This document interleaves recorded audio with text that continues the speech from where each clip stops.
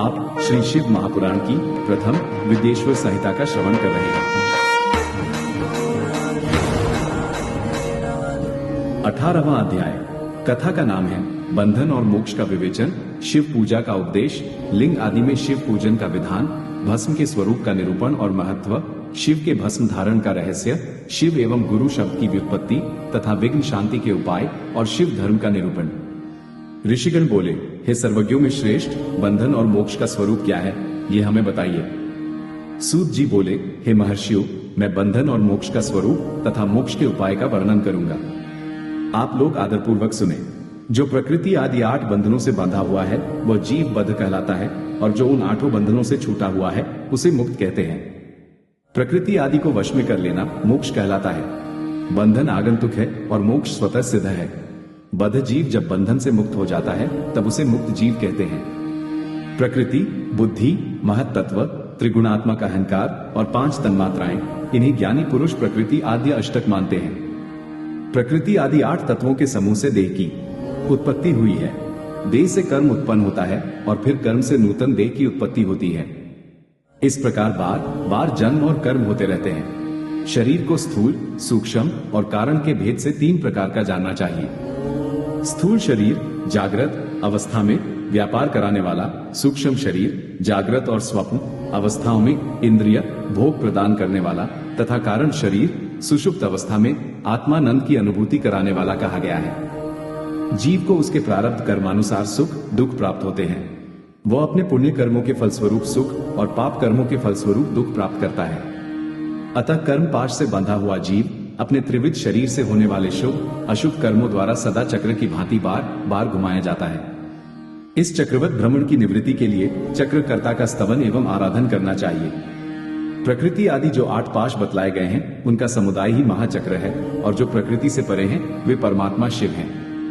भगवान महेश्वर ही प्रकृति आदि महाचक्र के कर्ता हैं, क्योंकि वे प्रकृति से परे हैं। जैसे बकाया नामक वृक्ष का थाला जल को पीता और उगलता है, उसी प्रकार शिव प्रकृति आदि को अपने वश में करके उस पर शासन करते हैं। उन्होंने सबको वश में कर लिया है, इसीलिए वे शिव कहे गए हैं। शिव ही सर्वज्ञ, परिपूर्ण तथा निस्पृह हैं। सर्वज्ञता, तृप्ति, अनादि बोध, स्वतंत्रता, नित्य अलुप्त शक्ति आदि से संयुक्त होना और अपने भीतर अनंत शक्तियों को धारण करना, महेश्वर के इन 6 प्रकार के मानसिक ऐश्वर्यों को केवल वेद जानता है। अतः भगवान शिव के अनुग्रह से ही प्रकृति आदि 8 तत्व वश में होते हैं। भगवान शिव का कृपा प्रसाद प्राप्त करने के लिए उन्हीं का पूजन करना चाहिए। शिव तो परिपूर्ण है, निस्पृह है, उनकी पूजा कैसे हो सकती है? इसका उत्तर यह है कि भगवान शिव के उद्देश्य से उनकी प्रसन्नता के लिए किया हुआ सत्कर्म उनके कृपा प्रसाद को प्राप्त कराने वाला होता है। शिव लिंग में, शिव की प्रतिमा में तथा शिव भक्त जनों में शिव की भावना करके उनकी प्रसन्नता के लिए पूजा करनी चाहिए। वो पूजन शरीर से, मन से, वाणी से और धन से भी किया जा सकता है। उस पूजा से प्रकृति से परे महेश्वर पूजक पर विशेष कृपा करते हैं, ये सत्य है। शिव की कृपा से कर्म आदि सभी बंधन अपने वश में हो जाते हैं। कर्म से लेकर प्रकृति पर्यंत सब कुछ जब वश में हो जाता है तब वो जीव मुक्त कहलाता है और स्व आत्मा राम रूप से विराजमान होता है। परमेश्वर शिव की कृपा से जब कर्म जनित शरीर अपने वश में हो जाता है तब भगवान शिव के लोक में निवास प्राप्त होता है। इसी को सालोक्य मुक्ति कहते हैं। जब तन्मात्राएं वश में हो जाती हैं तब जीव जगदम्बा सहित शिव का सामीप्य प्राप्त कर लेता है। ये सामीप्य मुक्ति है। उसके आयुध आदि और क्रिया आदि सब कुछ भगवान शिव के समान हो जाते हैं। भगवान का महाप्रसाद प्राप्त होने पर बुद्धि भी वश में हो जाती है। बुद्धि प्रकृति का कार्य है, उसका वश में होना साष्टी मुक्ति कही गई है। पुनः भगवान का महान अनुग्रह प्राप्त होने पर प्रकृति वश में हो जाएगी। उस समय भगवान शिव का मानसिक ऐश्वर्य बिना यत्न के ही प्राप्त हो जाएगा। सर्वज्ञता आदि जो शिव के ऐश्वर्य हैं, उन्हें पाकर मुक्त पुरुष अपनी आत्मा में ही विराजमान होता है। वेद और शास्त्रों में विश्वास रखने वाले विद्वान पुरुष इसी को सायुज्य मुक्ति कहते हैं। इस प्रकार लिंग आदि में शिव की पूजा करने से क्रमशः मुक्ति स्वतः प्राप्त हो जाती है। इसलिए शिव का कृपा प्रसाद प्राप्त करने के लिए तत्संबंधी क्रिया आदि के द्वारा उन्हीं का पूजन करना चाहिए। शिव क्रिया, शिव तप, शिव मंत्र जप, शिव ज्ञान और शिव ध्यान के लिए सदा उत्तरोत्तर अभ्यास बढ़ाना चाहिए। प्रतिदिन प्रातः काल से रात को सोते समय तक और जन्म काल से लेकर मृत्यु पर्यंत सारा समय भगवान शिव के चिंतन में ही बिताना चाहिए। सद्योजात आदि मंत्रों तथा नाना प्रकार के पुष्पों से जो शिव की पूजा करता है वह शिव को ही प्राप्त होगा। ऋषिगण बोले, हे सुव्रत, अब आप लिंग आदि में शिव जी की पूजा का विधान बताइए। सूत जी बोले, हे द्विजो, मैं लिंगों के क्रम का यथावत वर्णन कर रहा हूं, आप लोग सुनिए। वह प्रणव ही समस्त अभीष्ट वस्तुओं को देने वाला प्रथम लिंग है। उसे सूक्ष्म प्रणव रूप समझिए। सूक्ष्म लिंग निष्कल होता है और स्थूल लिंग सकल। पंचाक्षर मंत्र को ही स्थूल लिंग कहते हैं। उन दोनों प्रकार के लिंगों का पूजन तप कहलाता है। वे दोनों ही लिंग साक्षात मोक्ष देने वाले हैं। पौरुष लिंग और प्रकृति लिंग के रूप में बहुत से लिंग हैं। उन्हें भगवान शिव ही विस्तार पूर्वक बता सकते हैं, दूसरा कोई नहीं जानता।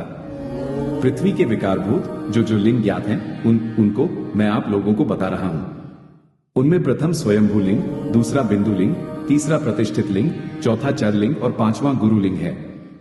देवशियों की तपस्या से संतुष्ट होकर उनके समीप प्रकट होने के लिए पृथ्वी के अंतर्गत बीज रूप से व्याप्त हुए भगवान शिव वृक्षों के अंकुर की भांति भूमि को भेदकर नाद लिंग रूप में व्याप्त हो जाते हैं। वे स्वतः व्यक्त हुए शिव ही स्वयं प्रकट होने के कारण स्वयंभू नाम धारण करते हैं। ज्ञानीजन उन्हें स्वयंभू लिंग के रूप में जानते हैं। उस स्वयंभू लिंग की पूजा से उपासक का ज्ञान स्वयं ही बढ़ने लगता है। सोने, चांदी आदि के पत्र पर, भूमि पर अथवा वेदी पर अपने हाथ से लिखित जो शुद्ध प्रणव मंत्र रूप लिंग है, उसमें तथा यंत्र लिंग का आलेखन करके उसमें भगवान शिव की प्रतिष्ठा और आवाहन करें। ऐसा बिंदु नादमय लिंग स्थावर और जंगम दोनों ही प्रकार का होता है। इसमें शिव का दर्शन भावना में ही है, इसमें संदेह नहीं है। जिसको जहां भगवान शंकर के प्रकट होने का विश्वास हो, उसके लिए वहीं प्रकट होकर वे अभीष्ट फल प्रदान करते हैं।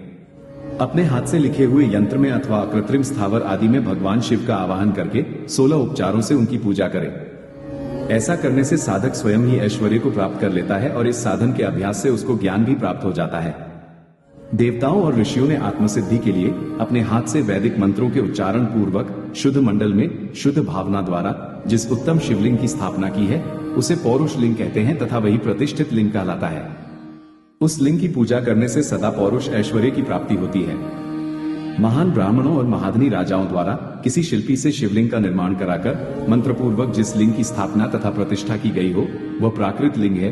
वह शिवलिंग प्राकृत ऐश्वर्य भोग को देने वाला होता है। जो शक्तिशाली और नित्य होता है उसे पौरुष लिंग कहते हैं और जो दुर्बल तथा अनित्य होता है वह प्राकृत लिंग कहलाता है।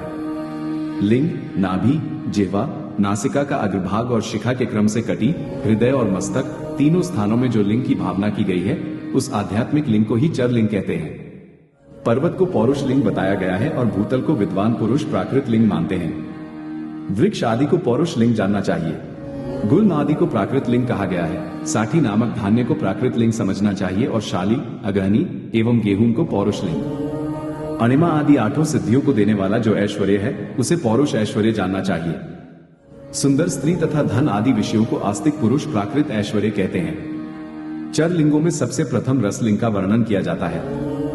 रसलिंग ब्राह्मणों को उनकी सारी अभीष्ट वस्तुओं को देने वाला है। शुभकारक बाण लिंग क्षत्रियों को महान राज्य की प्राप्ति कराने वाला है। सुवर्ण लिंग वैश्यों को महाधनपति का पद प्रदान कराने वाला है तथा सुंदर शिला लिंग शूद्रों को महाशुद्धि देने वाला है। स्फटिक लिंग तथा बाण लिंग सब लोगों को उनकी समस्त कामनाएं प्रदान करते हैं। अपना न हो तो दूसरे का स्फटिक या बाण लिंग भी पूजा के लिए निषिद्ध नहीं है। स्त्रियों विशेषतः सद्भावों के लिए पार्थिव लिंग की पूजा का विधान है। प्रवृत्ति मार्ग में स्थित विधवाओं के लिए स्फटिक लिंग की पूजा बताई गई है, परंतु विरक्त विधवाओं के लिए रस लिंग की पूजा को ही श्रेष्ठ कहा गया है। हे सुव्रतो, बचपन में, युवावस्था में और बुढ़ापे में भी शुद्ध स्फटिक में शिवलिंग का पूजन स्त्रियों को समस्त भोग प्रदान करने वाला है। गृहस्थ स्त्रियों के लिए पीठ पूजा भूतल पर संपूर्ण अभीष्ट को देने वाली है। प्रवृत्ति मार्ग में चलने वाला पुरुष सुपात्र गुरु के सहयोग से ही समस्त पूजा कर्म संपन्न करे। इष्ट देव का अभिषेक करने के पश्चात अगहनी के चावल से बने हुए खीर आदि पकवानों द्वारा नैवेद्य अर्पण करे। पूजा के अंत में शिवलिंग को पधराकर घर के भीतर पृथक संपुट में स्थापित करें। जो निवृत्ति मार्गी पुरुष हैं, उनके लिए हाथ पर ही शिवलिंग पूजा का विधान है। उन्हें भिक्षा आदि से प्राप्त हुए अपने भोजन को ही नैवेद्य रूप में निवेदित करना चाहिए। निवृत्त पुरुषों के लिए सूक्ष्म लिंग ही श्रेष्ठ बताया जाता है। वे विभूति के द्वारा पूजन करें और विभूति को ही नैवेद्य रूप से निवेदित भी करें। पूजा करके उस लिंग को सदा अपने मस्तक पर धारण करें। विभूति 3 प्रकार की बताई गई है: लोकाग्नि जनित, वेदाग्नि जनित और शिवाग्नि जनित। लोकाग्नि जनित या लौकिक भस्म को द्रव्यों की शुद्धि के लिए लाकर रखें। मिट्टी, लकड़ी और लोहे के पात्रों की, धान्यों की, तिल आदि द्रव्यों की, वस्त्र आदि की तथा पर्युषित वस्तुओं की शुद्धि भस्म से होती है। कुत्ते आदि से दूषित हुए पात्रों की भी शुद्धि भस्म से ही मानी गई है। वस्तु विशेष की शुद्धि के लिए यथायोग्य सजल अथवा निर्जल भस्म का उपयोग करना चाहिए। वेदाग्नि जनित जो भस्म है उसको उन वैदिक कर्मों के अंत में धारण करना चाहिए। मंत्र और क्रिया से जनित जो होम कर्म है वह अग्नि में भस्म का रूप धारण करता है। उस भस्म को धारण करने से वह कर्म आत्मा में आरोपित हो जाता है। अघोर मूर्तिधारी शिव का जो अपना मंत्र है उसे पढ़कर बेल की लकड़ी को जलाए। उस मंत्र से अभिमंत्रित अग्नि को शिवाग्नि कहा गया है। उसके द्वारा जले हुए काष्ठ का जो भस्म है वो शिवाग्नि जनित है। कपिला गाय के गोबर अथवा गाय मात्र के गोबर को तथा शमी, पीपल, पलाश, वट, अमलतास और बिल्व इनकी लकड़ियों को शिवाग्नि से जलाए। वो शुद्ध भस्म शिवाग्नि जनित माना गया है। अथवा कुश की अग्नि में शिव मंत्र के उच्चारण पूर्वक काष्ठ को जलाए। फिर उस भस्म को कपड़े से अच्छी तरह छानकर नए घड़े में भरकर रख दे। उसे समय समय पर अपनी कांति या शोभा की वृद्धि के लिए धारण करे। ऐसा करने वाला पुरुष सम्मानित एवं पूजित होता है। पूर्व काल में भगवान शिव ने भस्म शब्द का ऐसा ही अर्थ प्रकट किया था।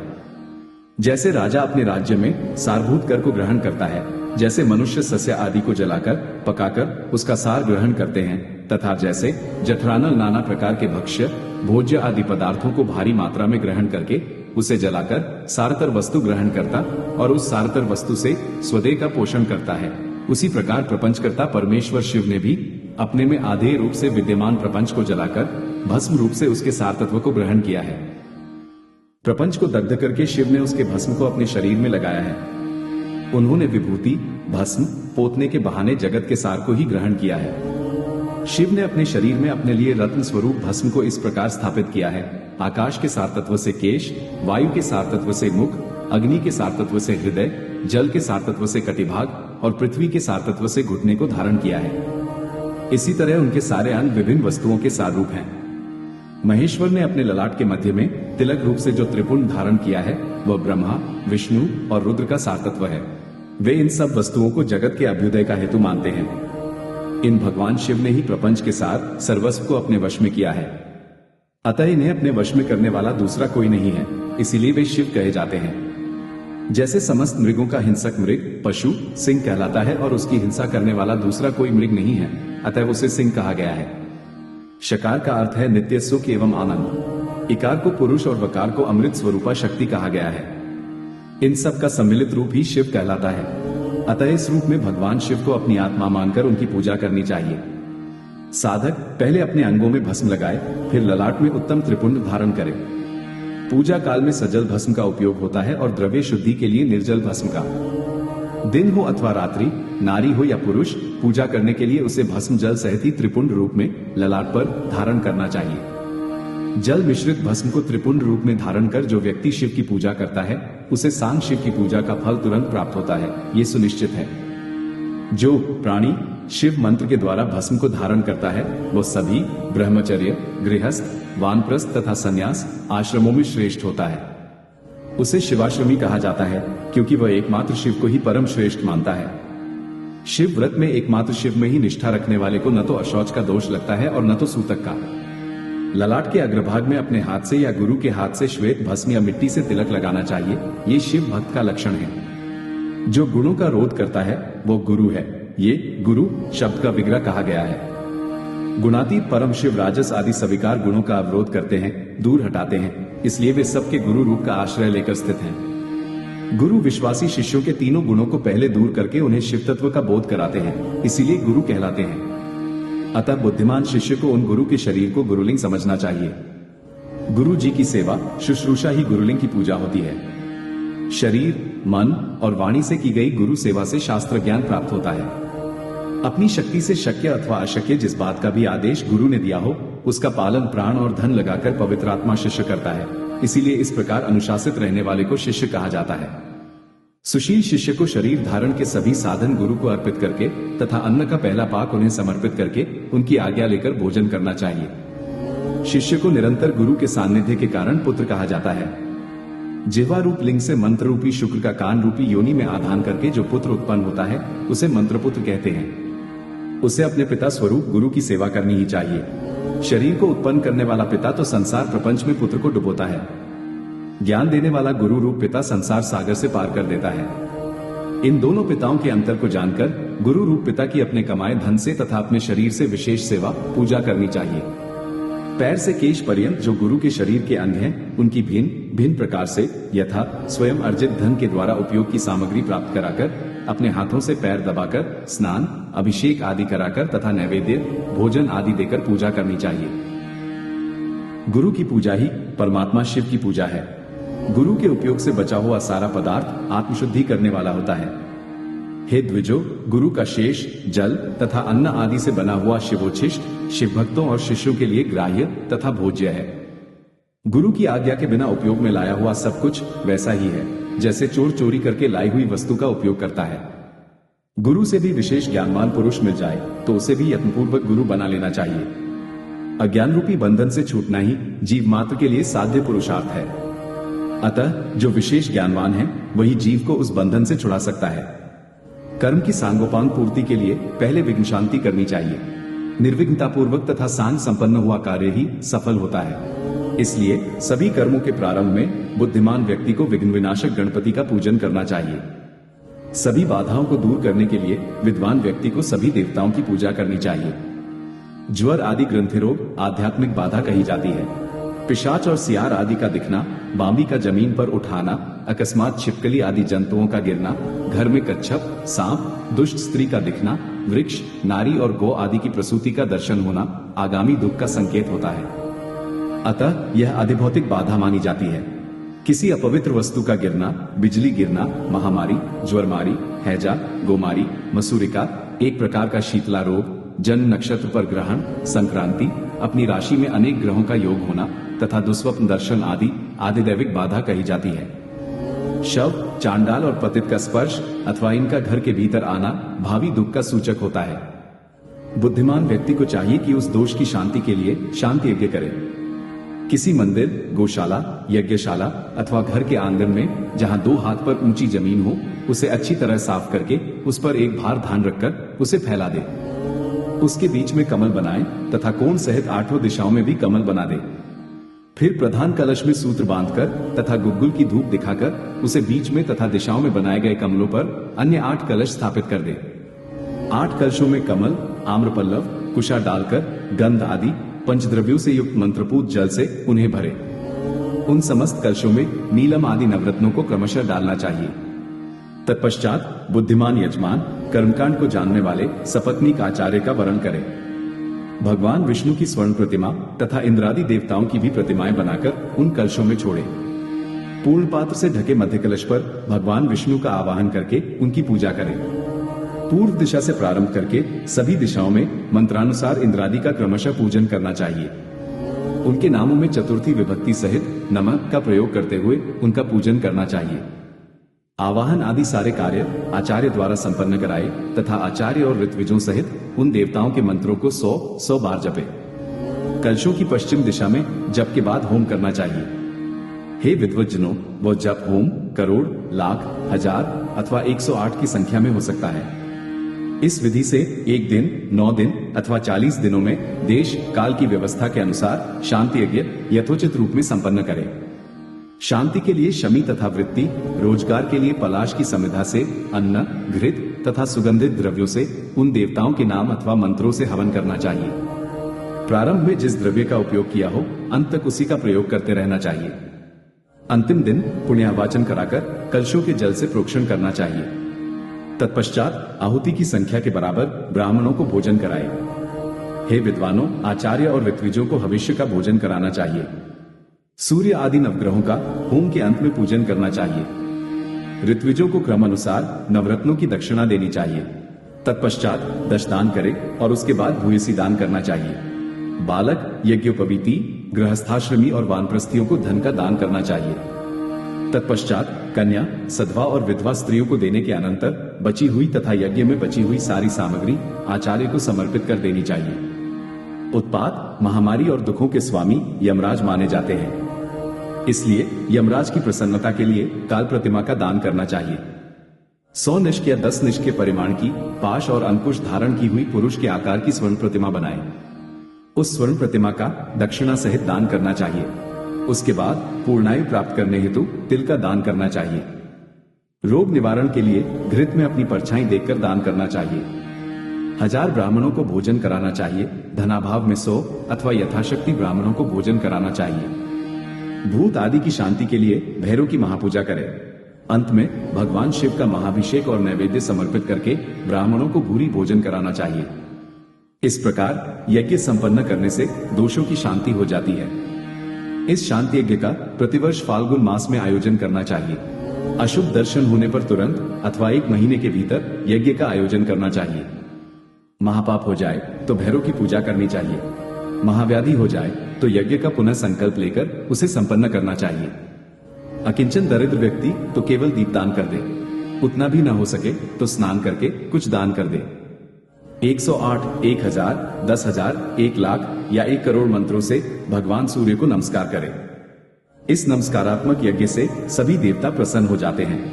भगवान शिव की इस प्रकार प्रार्थना करें, मेरी बुद्धि आपके ज्योतिर्मय पूर्ण स्वरूप में लगी है।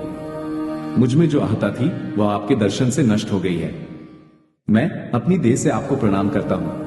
हे प्रभु, आप महान हैं, आप पूर्ण हैं और मेरा स्वरूप भी आप ही हैं, तो भी इस समय मैं आपका दास हूँ। इस प्रकार यथायोग्य नमस्कार पूर्वक स्वात्म यज्ञ करना चाहिए।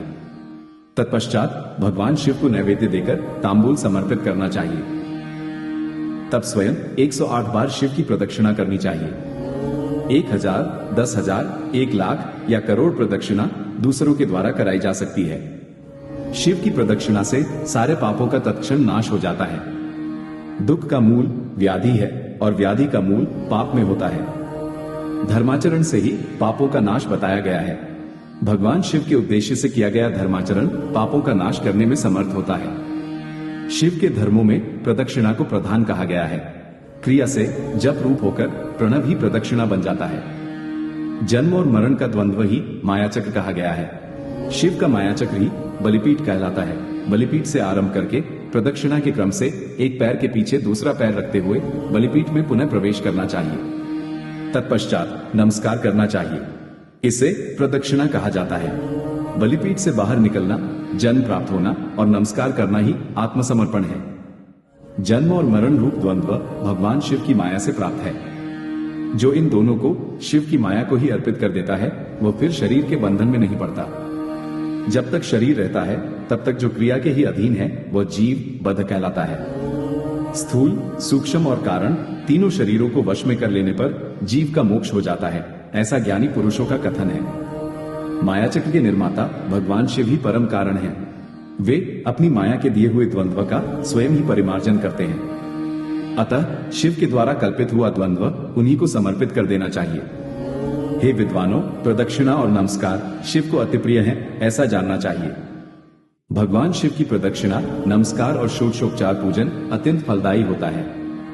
ऐसा कोई पाप इस पृथ्वी पर नहीं है जो शिव प्रदक्षिणा से नष्ट न हो सके। इसलिए प्रदक्षिणा का आश्रय लेकर सभी पापों का नाश कर लेना चाहिए।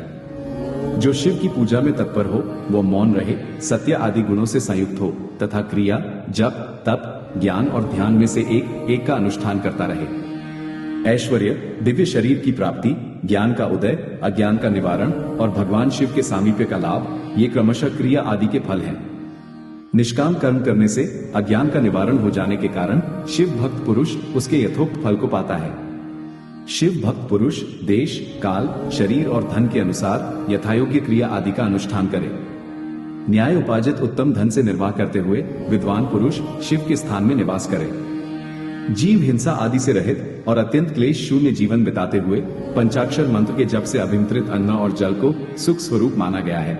अथवा ये भी कहते हैं कि दरिद्र पुरुष के लिए भिक्षा से प्राप्त हुआ अन्न ज्ञान देने वाला होता है। शिव भक्त को भिक्षा अन्न प्राप्त हो तो वह शिव भक्ति को बढ़ाने वाला होता है। शिवयोगी पुरुष भिक्षा अन्न को शंभु सत्र कहते हैं। जिस किसी भी उपाय से जहां कहीं भी भूतल पर शुद्ध अन्न का भोजन करते हुए सदा मौन भाव से रहे और अपने साधन का रहस्य किसी पर प्रकट न करे, भक्तों के समक्ष ही शिव के महात्म्य को प्रकाशित करे। शिव मंत्र के रहस्य को भगवान शिव ही जानते हैं, दूसरा कोई नहीं जान पाता। शिव भक्त को सदा शिवलिंग के आश्रित होकर वास करना चाहिए। हे ब्राह्मणों, शिवलिंग आश्रय के प्रभाव से वह भक्त भी शिव रूप ही हो जाता है। चरलिंग की पूजा करने से वह क्रमशः अवश्य ही मुक्त हो जाता है। महर्षि व्यास ने पूर्व काल में जो कहा था और मैंने जैसा सुना था, उस सब साध्य और साधन का संक्षेप में मैंने वर्णन कर दिया। आप सबका कल्याण हो और भगवान शिव में आपकी दृढ़ भक्ति बनी रहे। जो मनुष्य इस अध्याय का पाठ करता है अथवा जो इसे सुनता है, हे विज्ञ जनों, वह भगवान शिव की कृपा से शिव ज्ञान को प्राप्त कर लेता है। इस प्रकार श्री शिव महापुराण के अंतर्गत प्रथम विदेश्वर संहिता के साध्य साधन खंड में शिवलिंग के महात्म्य का वर्णन नामक 18वां अध्याय पूर्ण हुआ।